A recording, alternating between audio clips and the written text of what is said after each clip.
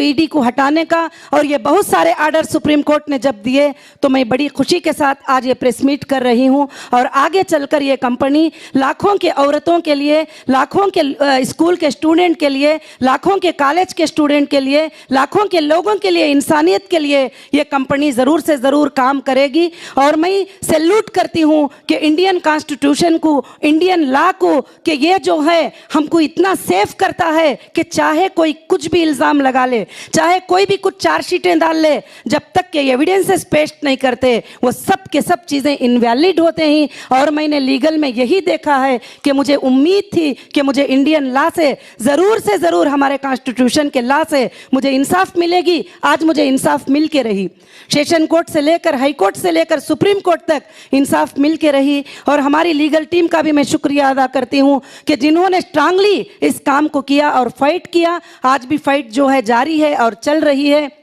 मैं आप सबसे यही गुजारिश करना चाहूँगी कि ये कंपनी आगे चलकर चलेगी, और जो भी कस्टमर हमारे जो इन्वेस्टर हैं और जाना चाहते हैं कंपनी से, आज मैं उनको मुबारकबादी पेश करते हुए उनके पेमेंट्स अदा करके उनको मैं कंपनी से निकालूंगी। और दूसरी बात, जब सुप्रीम कोर्ट ने कहा कि जो लोग हीरा ग्रुप के साथ ट्रस्ट के साथ रहते हैं उनको लेकर आप बिजनेस करो, तो उसी तरह से जो लोग मेरे साथ ट्रस्ट के साथ रहते हैं मैं उनके लेकर बिजनेस करूंगी। और कंपनी और न्यू पॉलिसीज लाएगी, और कंपनी और भी ज़्यादा तेज़ी रफ्तार से ये कंपनी चलेगी। जो हमारे मार्ट 2 साल 5 महीने बंद करके रखे, तो मैं यही पूछना चाहती हूँ कि ये लॉस के कौन जिम्मेदार हैं? जो एक छोटा सा फॉल्स एलिगेशन लगाकर अंदर रखकर आप पूरे चीज़ों को ब्रेक कर देना चाहते हो, इसके जिम्मेदार कौन है? किसने अधिकार दिया हमारे शोरूमों को बंद करने का? किसने अधिकार दिया कि हमारे चीज़ों को स्टॉप करने का? और अरेस्ट तो कर लिए, मगर तुम प्रूफ करके बाद में करते तो अलग बात थी। मगर आज जो हमारे जो जॉबलेस लोग हो गए, और कंपनी में पार्ट टाइम जॉब करने वाले, रेगुलर जॉब करने वाले, कंटिन्यू जॉब करने वाले, मोर देन 20,000 स्टाफ थे। 20,000 स्टाफ की सैलरी कौन देने वाला था? आज उनके घरों के हालात क्या होंगे? और लाखों के लोग इस कंपनी के ज़रिए से, मंथली प्रॉफिट के ज़रिए से उनकी ज़िंदगी जो गुजरती थी, आज उनको जो है कौन रिस्पॉन्सिबल होगा? उनके तकलीफ़ का, उनकी परेशानी का कौन जो है जिम्मेदारी होगा? मैं यही बात आप सबके ज़रिए जो है मीडिया के ज़रिए पहुंचाना चाहती हूं कि सारे इंडिया की औरतों को मैं ये बात बताना चाहती हूं कि आप पर कभी भी इलीगल हरासमेंट हो तो आपको डरने की ज़रूरत नहीं है। आप स्ट्रांगली फाइट करोगे तो कोर्ट्स हमारे साथ हैं, लॉ हमारे साथ है, लॉ में इंसाफ है। आज भी लॉ इंसाफ करती है। मुझे बहुत सारे लोगों ने बताया, आप कैसे इंसाफ होगी? आप तो मुसलमान है, आपके मेंबर भी मुसलमान है, आपके फलाने भी मुसलमान है, मुसलमान को कैसे इंसाफ मिलेगी? मैंने कहा नहीं, हम हिंदुस्तान के नागरिक हैं, हम सेकुलर कंट्री में हैं।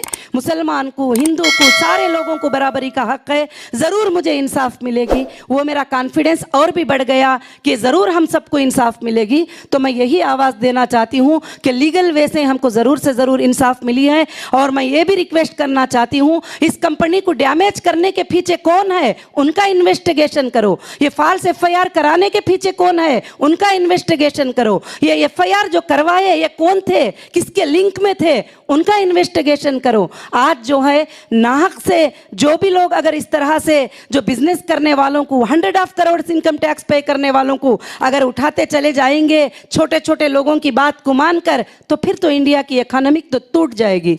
मैं यही गुजारिश करती हूँ कि ऑफिशियल सबसे पहले परफेक्ट स्टडी करे एक केस करने के लिए कि क्या उसके फॉर्मेलिटीज़ है, उसको कंप्लीट करें और उसको नोटिस दें और उसको पूछे और उसको बुलाएं। और हीरा ग्रुप ना कभी भागी थी ना भागने वाली है। इंशाअल्लाह अब जो भी मेरे मेंबर्स हैं वो भी सवाल कर रहे हैं, लोग कैसे पे करेंगे, क्या सोर्सेस है, उनके अकाउंट में इतना है, उनके अकाउंट में उतना।